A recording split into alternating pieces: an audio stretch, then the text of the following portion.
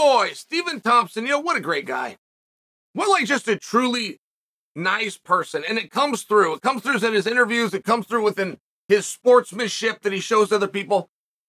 I caught a Wonder Boy piece with Ariel today, which was great timing because last night I heard Dana talking about Wonder Boy, and it was the day before I find out that Wonder Boy and Rakhmonov are going to be fighting in December. So everything's kind of coming around, and I was out in Salt Lake City when Wonder Boy was supposed to fight Michelle. Michelle misses weight. And there was always a back and forth done in the media between Wonder Boy and the organization in terms of what compensation should be for getting to where I'm at, and this being no fault of my own. And there is fault, but it lies solely on that person. What should compensation be? And while this back and forth has been going on, Wonder Boy announces that he's taking the Rakhmonov fight, and he believes that whatever was to be worked out or the right thing to have been done in terms of pay regarding his Salt Lake City fight against Michelle is just going to be tacked on in this next fight with Rakhmonov. Now, hopefully you guys followed me there. For me, that was one of the bigger pieces of the story, and I was ready to be done, but then Wonder Boy said something else. He made a comment that he was preparing to fight Kamaru Usman in December. But he declined Usman and moved over to Rakhmonov because he feels Rakhmonov is the path back to a championship fight. Now, that is what was said. I did not quote. I'm aware that isn't verbatim, but this was the message.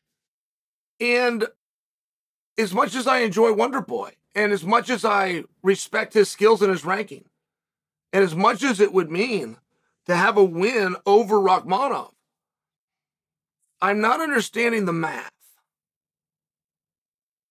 How would beating Rakhmonov make the public interested in you versus Colby or you versus Leon? That's the part where I got lost. How would beating Rakhmonov, and you could switch Rakhmonov out, you could put Usman in, you can do the math any way you want, but how would defeating a person make the public interested in you facing a completely different person? And there are times in this sport when you will observe the rankings. Now, they are very few and far between. As low as a matter of fact of about 8 years. About every 8 years, just south of a decade. You will pay a respect to the rankings just to preserve integrity to the rankings. Other than that, you make fights that people want to see. And that's the only part where I got a little bit confused. Like, the interview was interesting. I kind of perked right up when I hear that. Usman versus Wonder Boy, whoa. There's a legendary fight. Wonder Boy versus Rakhmonov, whoa. That's going to be a great fight. But my understanding is Leon versus Colby will fight for the belt. Belal Muhammad will fight the winner for the belt.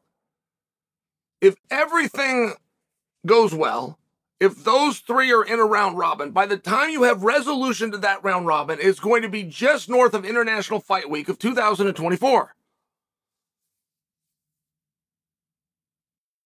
And that just is a very long time away, and I'm still curious, and I'd like to be taught something, right? I think I can learn things from Wonder Boy. He's a very sharp guy. But how does defeating a guy, in this case Rakhmonov, but it could just be anybody, it could be a guy. How does defeating a guy build an interest in yourself versus a different guy in a best case scenario of July of next year? And if we are talking about pure perception, we're going to pay a respect to the rankings. We're going to do it. Chael says it happens every 8 years. Well, by goodness, it's 8 years, and I want to pay respect to the rankings. the fact that Rakhmonov has finished everybody, that he's had 16 fights, 8 knockouts, 8 submissions. Boy, is that ever amazing. Nobody knows those things are true. There is no woman that casually, they call the little old lady in Iowa. This isn't a Chael expression. Like, that's an expression within the business, meaning the little old lady that isn't your demographic. She's not your hardcore. She's not like us that's going to sit down and seek this out in a digital platform such as YouTube because she craves it so much. But she's going to come across it and she's going to stop what she's doing because there's something that catches her attention. Whether it's that galvanized steel of the fence or it's that shiny gold belt around a guy's shoulder every now and then. And if you were to ask this mythical person who is a more dangerous fighter or who's better or who's more respected or who would beating impress you more, of course she's going to say the guy that she's seen with the belt. Not a guy that's never had the belt. So I only got confused within the math. Like, Wonderboy for a world title fight sounds good to me. Makes a lot of sense at a lot of different times to me. Getting a 40-year-old into a title shot, very difficult thing to do. It's happened.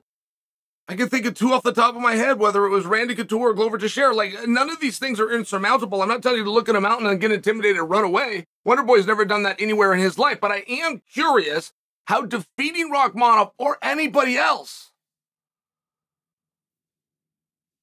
would then build an interest in you versus somebody else. Every decade, we will pay a respect to the rankings, which, by the way, with a win over Rakhmonov, the rankings still say Blahal goes next. But we can pay a respect to the rankings. We can do all of those things. Or we can understand they're going to put on the fights that are the biggest that the people want to see most. The belt is your goal. Belt might even be somebody in your family's goal. But there's not 5 people on God's earth who care any less about the belt than you. They will care about you versus an opponent that has a meaningful backstory. And if the belt is a byproduct, that's what dreams are made of.